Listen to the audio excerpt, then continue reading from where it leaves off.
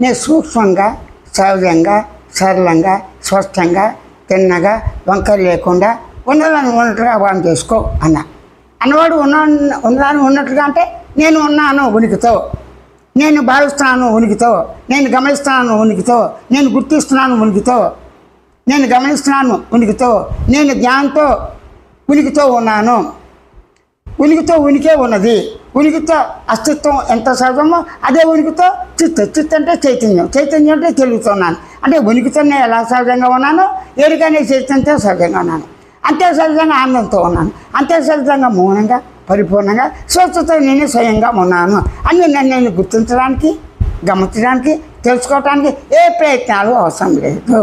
మాట్లాడటానికి ఏం ప్రయత్నం కాదు. పుట్టుతోనే మూలుగుతున్నావు. మూలుగుడు ప్రయత్నం చేసావా?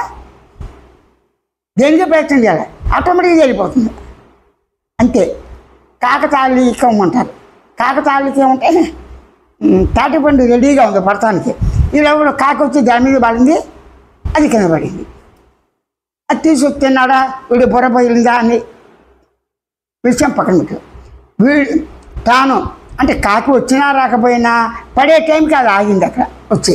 అంత మాత్రం కాకి తాటి చెట్టుకి సంబంధం ఏమైనా ఉందా? లేదు కదా. కాకతాళీకం. అలాగే నేను దేహాన్ని అంటే దేహాన్ని కాకిగా పడుచుకో. అంటే కాకి అంటే కాకిగా అని కాదు, ఈ దేహమే కాకి. అంటే దేహం ఉండబట్టే ఉనికిని తెలుసుకుంటున్నావు. దేహం ఉండబట్టే తెలివితోనే దేహం ఉన్నదనే అవగాహనతో ఉనికి అవగాహన ఉంది. అంటే నీకు తెలిసిన అనుభవం ఉన్న దేహంతోనే, విహార జ్ఞానంతోనే, సుఖదుఖాలు అనుభవిస్తూనే, ఇవన్నీ అనుభవిస్తూ కూడా నిన్ను సహజంగా ఉన్నట్లుగానే స్వయం అనుభవం, స్వయం సాక్షాత్కారం, స్వయం అపరోక్షాంతి, పరోక్షాంతి, స్వయం తానే ఉన్నాడు స్వయం అనుభవంతో. ఆ స్వయం అనుభవమే స్వాత్మానుభవం.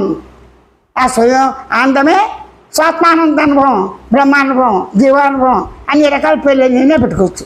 అంటే నేనే ఆనంద స్వరూపంగా స్వయం ఆనందంతో ఉన్నాను. నేనే మౌన స్వరూపంగా స్వయం మౌనంతో ఉన్నాను. నేనే ఉనికి స్వరూపంతో ఉనికిగా ఉన్నాను. నేనే అనుభవ స్వరూపంతో అనుభవంగా ఉన్నాను. నేనే పరిపూర్ణ స్వరూపంతో పరిపూర్ణంగా, నేనే స్వయంగానే ఉన్నాను అని ఈ దేహం ద్వారా అన్నా. కానీ దేహం కాకలాంటిది. ఆ దేహానికి తాటి పండుగ సంబంధం లేదుగా. అలాగే దేహాకారంగా ఎరుకుందా? అస్థిపంజరంగా ఉందా? లేదు. నిద్రాకాల మెలుకులుగా ఎరుకుందా? ఎలా ఉంది ఎరుక? ఇది దీనిలాగా. అంటే ఇది ఉన్నా లేకపోయినా స్వతసిద్ధంగా ఉనికితో, స్వతసిద్ధంగా, కార్యకారణ రహితంగా, ఆధార దృష్టాన రహితంగా నాకు నేనే స్వయం అనుభవంతో, స్వయం స్వరూపంగా, స్వయం అనుభవంతో, స్వయం ఆనందంతో, స్వయం పరిపూర్ణంగా, స్వేచ్ఛగా ఉనికి నేనే ఉన్నాను. దీన్ని ఆత్మసాక్షాత్కారం.